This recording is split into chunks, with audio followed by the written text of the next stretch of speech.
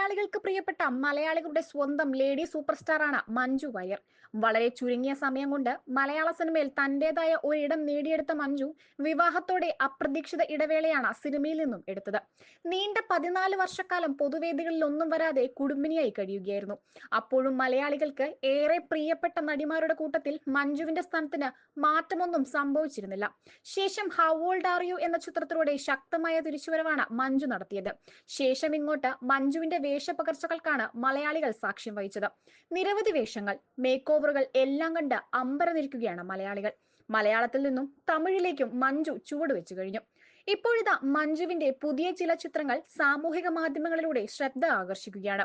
ഒരു ഉദ്ഘാടന ചടങ്ങിന് എത്തിയതാണ് നടി. നീല നിറത്തിലുള്ള കുർത്തയും പാന്റും അതിനു ചേരുന്ന കമ്മലും ധരിച്ച നടിയുടെ ചിത്രങ്ങൾ വൈറലായിരിക്കുകയാണ്. കൂടാതെ കൈ നിറയെ ആന്റിക് വളകളും അണിഞ്ഞിരുന്നു മഞ്ജു. അതുമാത്രമല്ല, ഇത്തവണ തന്റെ മുടിയിലും വേറിട്ട സ്റ്റൈലായിരുന്നു പരീക്ഷിച്ചത്.